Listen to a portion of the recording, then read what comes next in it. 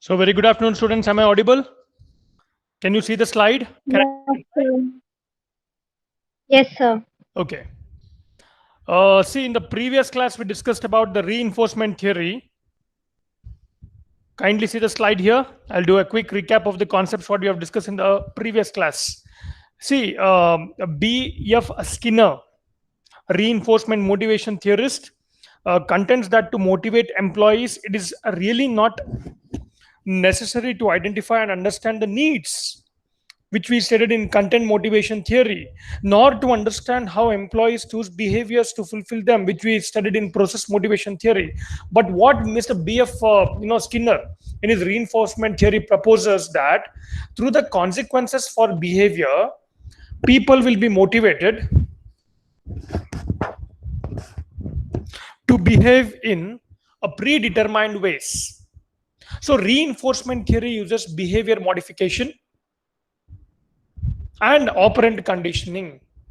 So we even understood with an example the components of reinforcement theory, that was stimulus, the responding behavior, and the consequences of behavior. Please see the example here. I think if you remember in the earlier class, when we speak about the speed limit, a legal speed limit, that is the stimulus, then the responding behavior is the speed. So what exactly you need to limit over there? The speed of your either four-wheeler or the two-wheeler, right? Then the consequences of the behavior. That means if you are adhering and listening to that legal speed limit, then nothing will happen. But the negative consequence. So when the negative consequence will come, when your behavior is you are crossing the speed limit, you're crossing the legal speed limit, then police officers give speeder a negative consequence, either the ticket or fine to discourage the repeat performance. Now in today's class, we'll try to understand the types of reinforcement. So please try to understand and concentrate, students. So the four types of reinforcement are positive, avoidance, extinction, and punishment. So I'll repeat once again. The four types of reinforcement are positive, avoidance, extinction, and punishment. So with an example and a clear explanation, let me take one by one. First, let me take the positive reinforcement. Positivity means what? See, the moment I give you some task, a positive guy or a positive student will say, yes, sir, I'll get it done for you. So whereas a person who is not positive will say, sir, it's not possible, immediately on my face. So what is this positive reinforcement? A method of encouraging continued behavior is to offer attractive consequences, that is rewards for the desirable performance. For example, students, let me take an example for this positive reinforcement.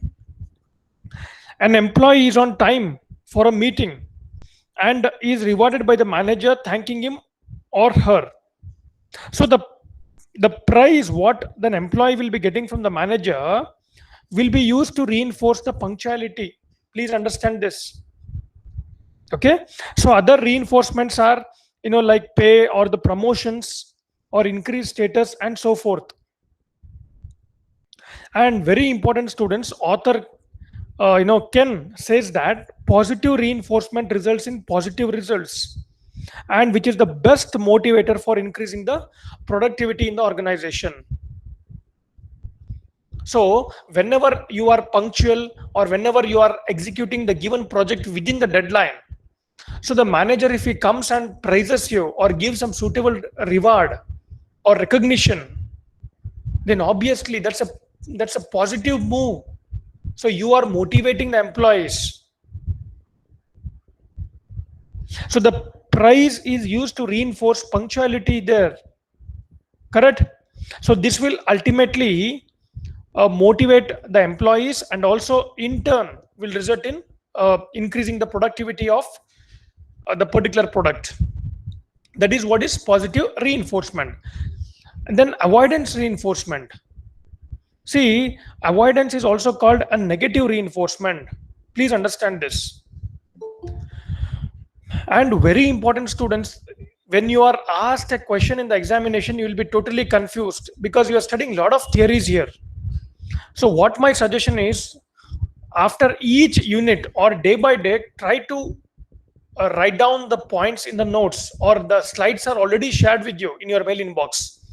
So please try to complete your notes, so that when you are writing once, whatever you have heard while I'm telling or while I'm explaining, if those concepts remain very strong in your mind, then you need not worry. Only one revision is more than enough for you. Okay. So now avoidance reinforcement with an example, let me explain you. So avoidance is also called negative reinforcement. See, as with positive reinforcement, we are encouraging continued desirable behavior.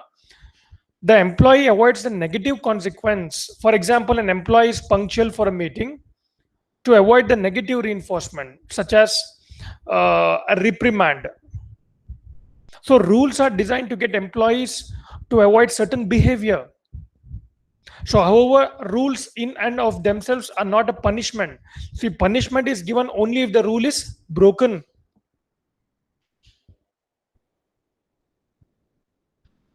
Then we have the third type of reinforcement, that is called as extinction. See, if rather than encourage desirable behavior, extinction attempts to reduce or eliminate the undesirable behavior by withholding reinforcement when the behavior occurs. So let me give an example for this extinction. An employee who is late for a meeting, please understand this, an employee who comes late for the meeting is not rewarded with the prize.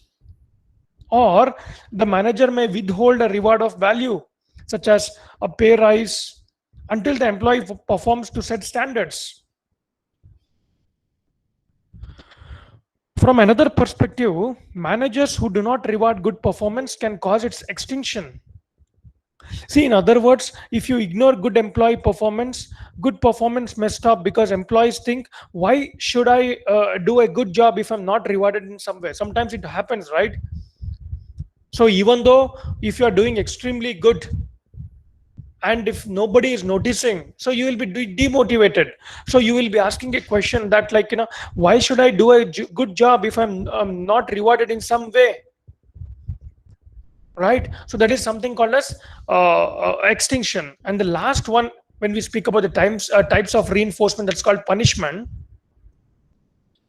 See, punishment is used to provide an undesirable consequence for undesirable behavior. So let me explain this a type of reinforcement, that is punishment, with an example to all of you. An employee who is late for a meeting is reprimanded. That means, notice that with avoidance, there is no actual punishment. It's the threat of the punishment that controls the behavior. So other methods of punishments include harassing, taking away privileges, or probation, fining, demoting, firing, and so forth. So using this punishment reinforcement, this may reduce the undesirable behavior, but it may cause other undesirable behaviors, such as poor moral, lower productivity, and even acts of theft or sabotage. So students, please understand, the fourth type of reinforcement, that is punishment, is the most controversial and even least effective method in motivating the employees. Okay, so we will see all these methods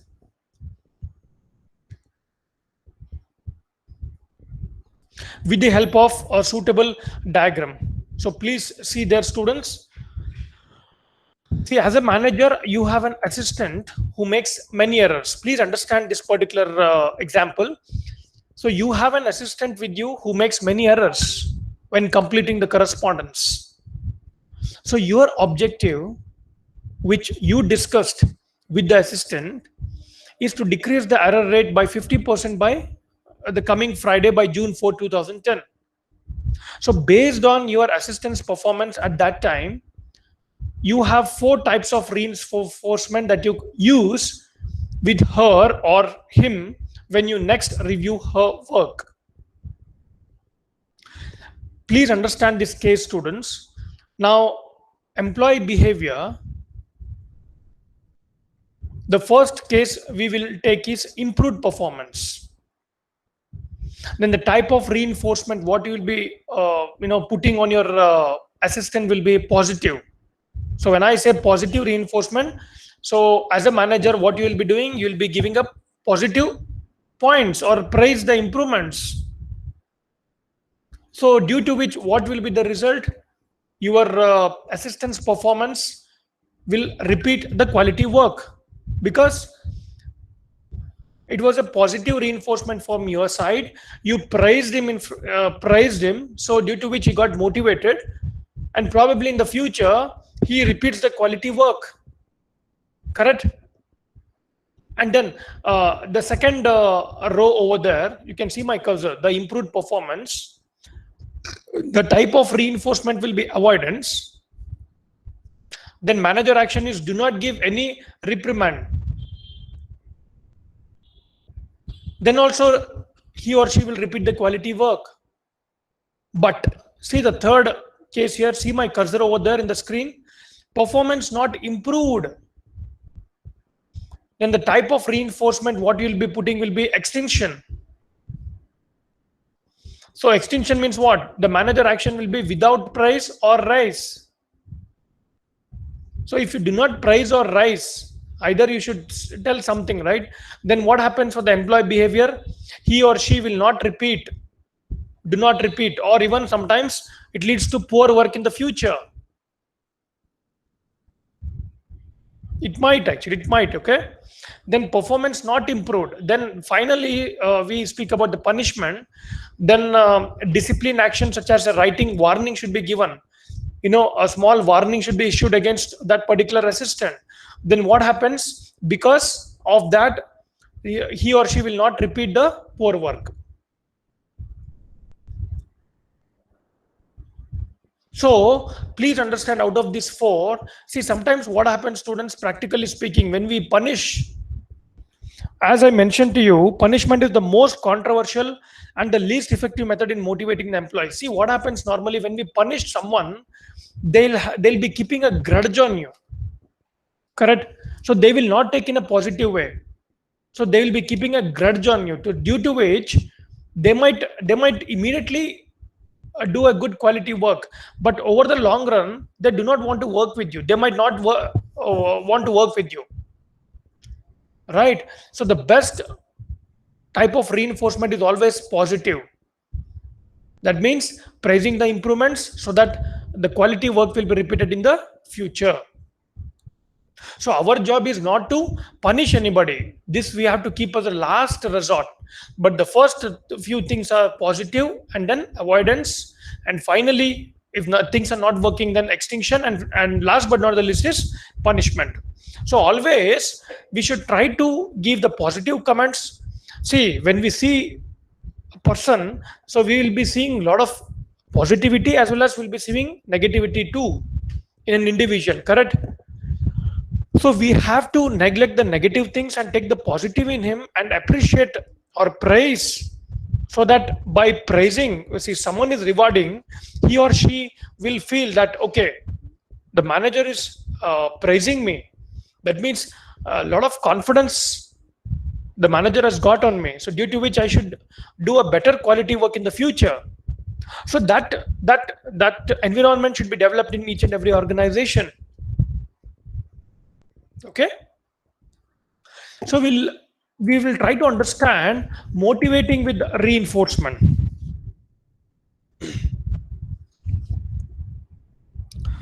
Now please understand, students, several organizations including 3M, or it might be BF Goodrich, have used the reinforcement to increase the productivity.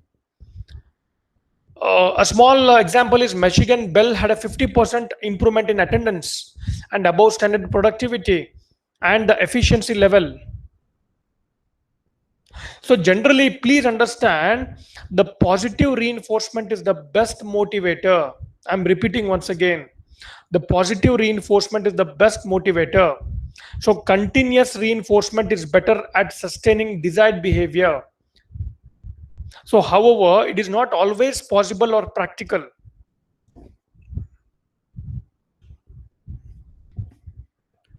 So here are a few guidelines what I want to discuss for using the positive reinforcement.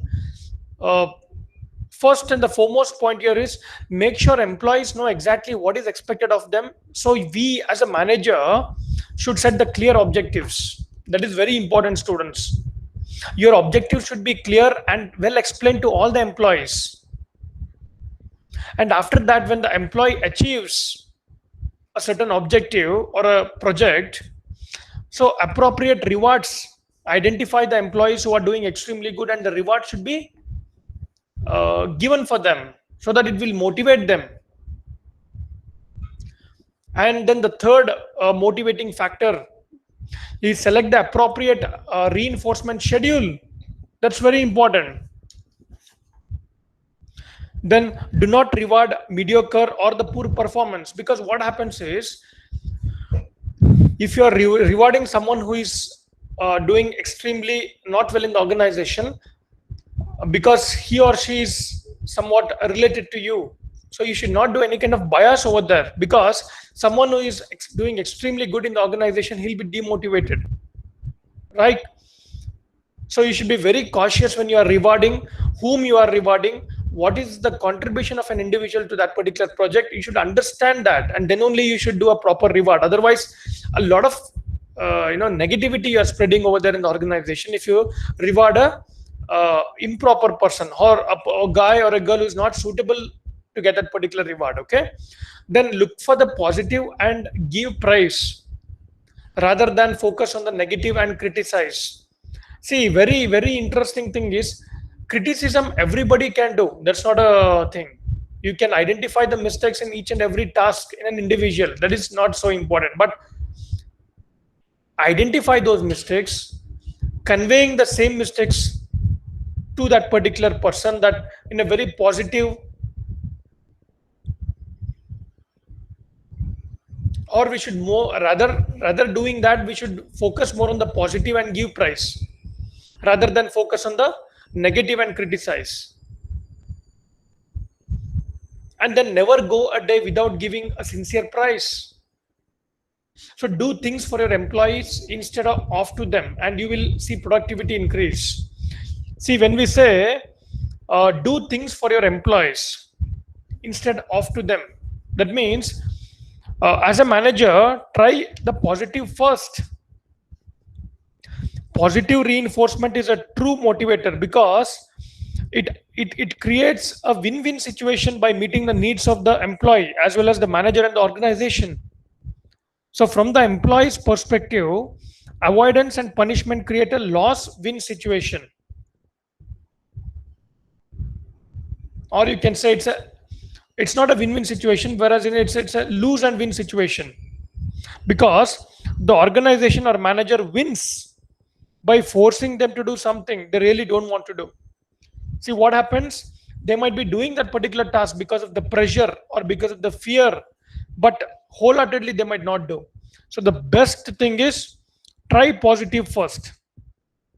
Positive reinforcement is a true motivator because it always creates a win-win situation by meeting the needs of the employee as well as the manager and even the organization. Okay.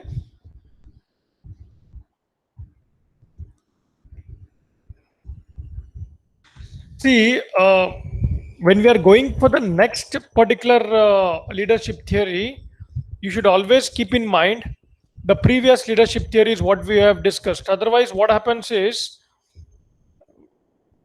you will be totally confused.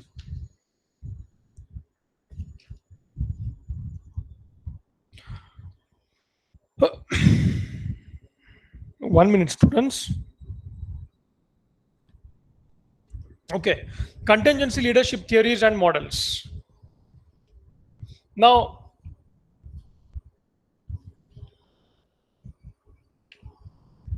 leadership theories versus leadership models.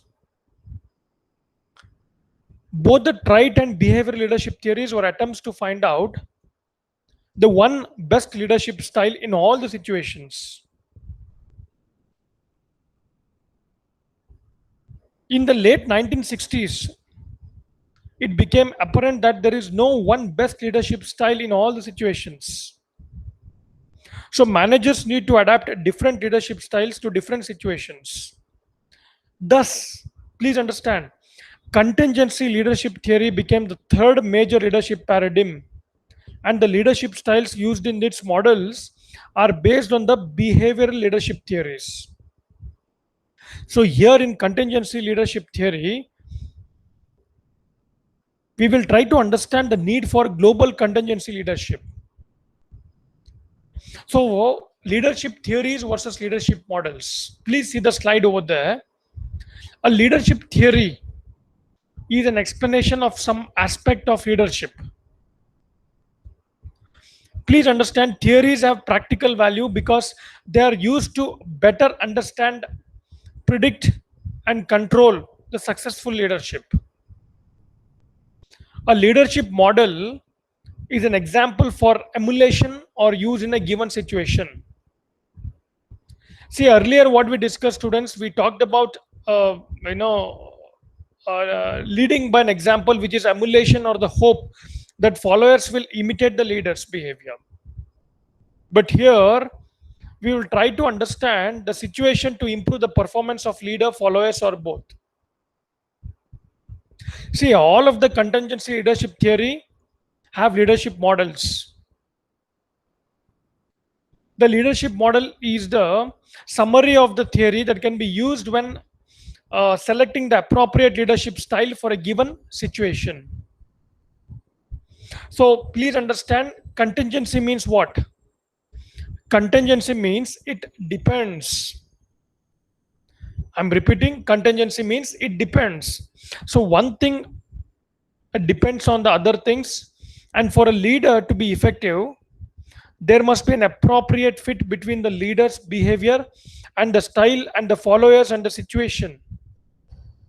So here, different groups also prefer different leadership styles. So leaders display a range of behavior in different situations because leadership is largely shaped by contextual factors that not only set the boundaries within which leaders and followers interact, but also determine the demands and constraints confronting the leaders. Let me explain this contingent leadership again. Contingency leadership theories attempt to explain the appropriate leadership style based on the leader, followers, as well as the situation. Different individuals and groups. Will you agree? Every individual, students, each and every individual is very unique in this world. See, whom you think as a leader, your friend might be thinking someone else as a leader. Leader means what? Whom they see as a leader or whom they'll follow in their life. So every individual will be totally different, the way they think. So different individuals and groups prefer different leadership styles. So leaders display a range of behavior in different situations because leadership is largely shaped by contextual factors that not only set the boundaries within which leaders and followers interact, but even also determine the demands and constraints confronting the leader. Now, this is very understand. This framework will explain you the contingency leadership variables. See, when we speak about followers, so we say capability and the motivation. And leader is concerned personality traits and the behavior and how much experience, the vast experience a leader is. And the situation is concerned, that is task or the structure or even sometimes the environment matters a lot. So in 1951, Fred E. Fiedler began to develop the first situational leadership theory. So it was the first theory to specify how situational variables interact with leader personality and behavior, which he called theory contingency of leader effectiveness or contingency theory of leader effectiveness. So the contingency leadership model, which Fedler believed or developed, is used to determine if a person's leadership style is task or relationship oriented, and if the situation, when I say situation, it can be leader member relationship, task structure, and the position power, which matches the leader's style to maximize the performance. So please understand, students,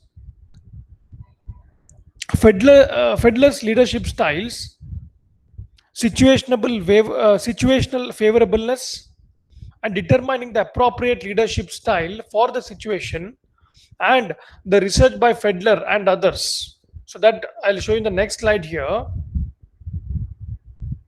Before going to that,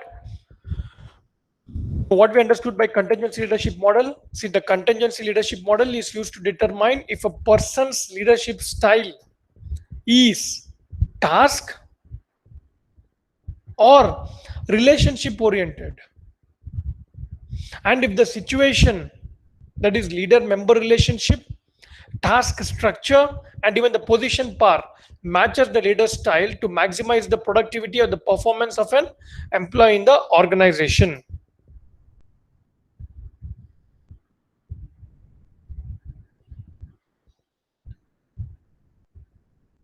The leadership style and the least preferred co-worker. This is very important. See, leadership style also called as LPC, that is least preferred co-worker. So what happens here, although you may be able to change your behavior with different followers, you also have a dominant leadership style. So the first major factor in using Fedler's model is to determine whether your dominant leadership style is task motivated or relationship motivated. So people primarily gain satisfaction from task accomplishment or from forming and maintaining the relationship with the followers. So students, to determine the leadership style using Fedler's model, you must complete the least preferred coworker, that is LPC scales, what we call. See, the LPC essentially answers the question like, are you more task oriented or relationship oriented? So the two leadership styles, what we'll be studying now is task and the relationship. Now, students, approximately 200 tests revealed that people who completed the LPC scales did in fact use the preferred leadership style in simulated situations and the actual job situations. So Fedler developed two leadership styles, which is a one-dimensional model. The leadership styles part of Fedler's model is similar to the University of Michigan leadership model, if you remember, which was based on only two leadership styles, one focusing on the task, that we call it as job-centered leadership, and the other focusing on relationship, which was employee-centered. Correct? So situational favorableness means what? After determining your leadership style, determine the situational favorableness. So when I use the word situational favorableness, it refers to the degree to which a situation enables the leader to exert influence over the followers. So the more control the leader has over the followers, the more favorable the situation is for the leader. I'm repeating once again.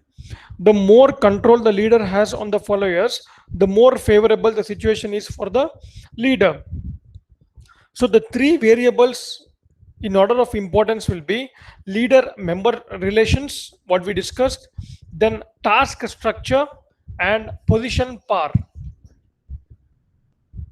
So when we speak about leader member relations, this is the most powerful determinant of overall situational favorableness.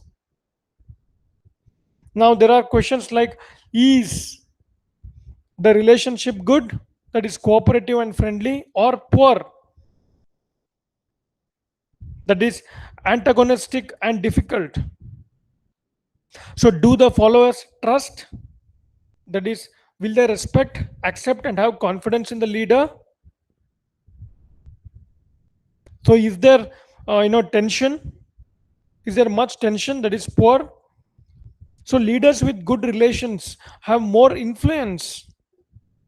The better the relations, the more favorable the situation. Then the second situational favorableness is task structure, which means what? This is second in potency, which is the task structured or unstructured. That means, do employees perform a repetitive routine, unambiguous, standard tasks that are easily understood?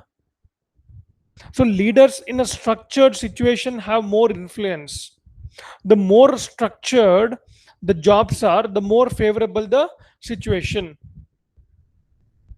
And the last but not the least is position power.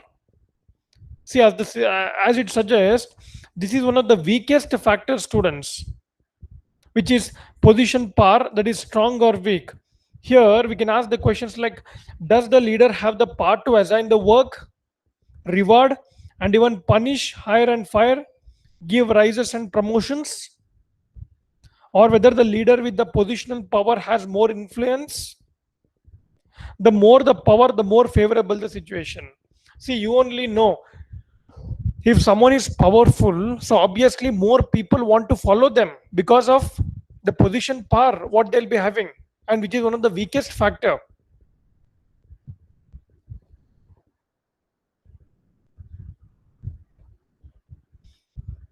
So the same thing we have explained with the help of a flow chart here.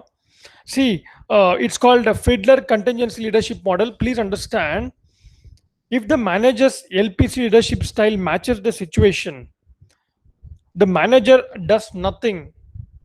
But if the LPC leadership style does not match the situation, the manager changes the situation to match his or her LPC leadership style. So see the cursor here. Are leader followers relations good or poor? I'm repeating this question. Are leaders followers relations good or poor? So if it is good, see the flow chart here. So again, repetitive, non-repetitive, whether it's a continuous process or not a continuous process. And if it is a continuous process that is repetitive, whether it is strong or weak, and it is non-repetitive, whether it is strong or weak. Then finally, based on that, the situation, we are numbering 1 to 8. A suitable task will be appropriate style for situation.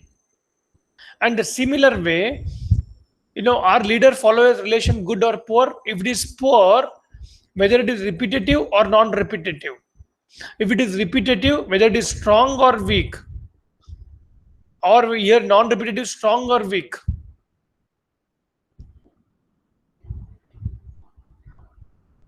See, according to Fiedler, we are primarily either a task. Please understand, according to Fiedler, we are primarily either a task or a relationship-oriented leader. Now, we will try to gauge here. There are only two types, okay? If someone is good and he's repetitive and he's strong, so the situation is one, and he's a task.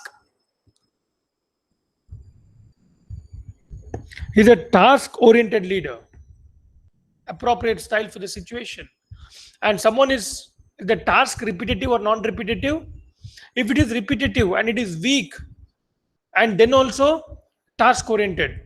Non-repetitive, strong, task. Non-repetitive, weak, relationship, because according to Fiedler, you're primarily either a task or a leadership oriented leader. Your highest score is your primary leadership style. I'm repeating once again, your highest score is your primary leadership style. So neither leadership style is the one best style. The one appropriate leadership style to use is based on the situation.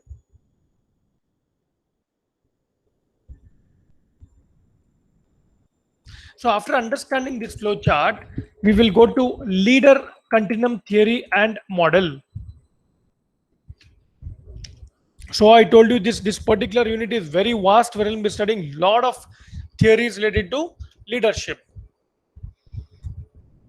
See, Robert Tenenbaum and Warren Midst also developed a contingency theory in the 1950s. They stated that leadership behavior is on a continuum from boss centered to subordinate centered leadership. And even their model focuses on who makes the decisions. They noted that a leader's choice of a leadership pattern should be based on forces in the boss, forces in the subordinates, and forces in the situation. And even students, Tenenbaum and Mids identify 7 major styles the leader can choose from. We will try to understand that with the example. See here. So what we are seeing now is leadership continuum model variables within the contingency leadership framework.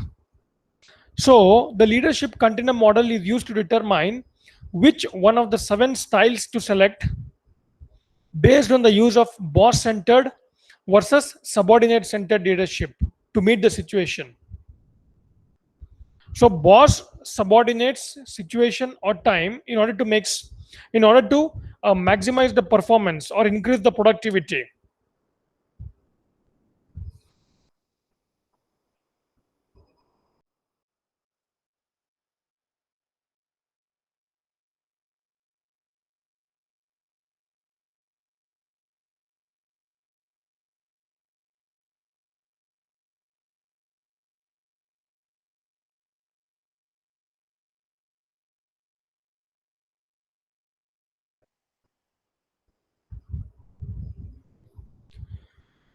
So before selecting, sorry students, there was a small audio disconnectivity. Now, am I audible, students? Am I audible?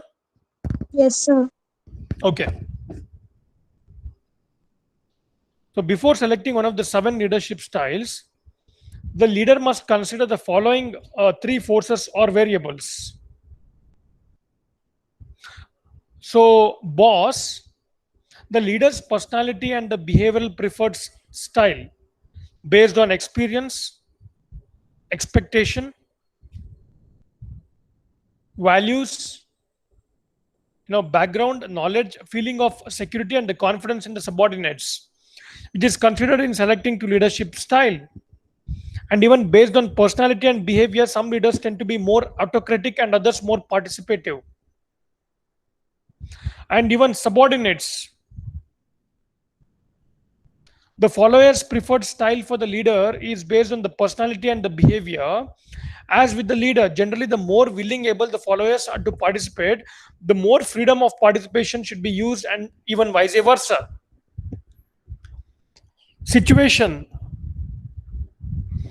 that is time. The environmental considerations such as the organization size, structure, and the climate goals and the technology are considered in selecting a leadership style.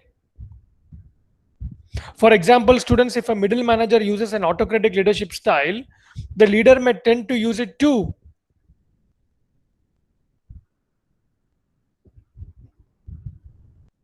So leadership continuum model is used to determine just now what I discussed, which one of the 7 styles to select based on the use of boss centered versus subordinate centered leadership to meet the situation in order to See, ultimately, students, all this leadership, theories, whatever we are studying, they focus majorly on motivating the employees and maximizing the performance of the organization. See, before selecting the leadership styles, the leader must consider the following three forces. Just now, what I discussed, that is boss, the subordinate, as well as the situation.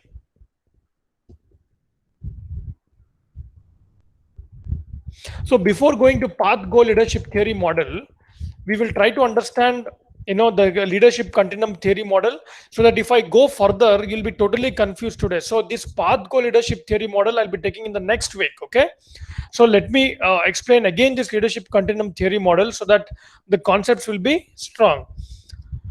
See, Robert Tenenbaum and Warren Minst have also developed a contingency theory in the year 1950s. So what was this leadership continuum theory model was? They stated that leadership behavior is on a continuum from boss centered to subordinate centered leadership. That means autocratic style to participative style.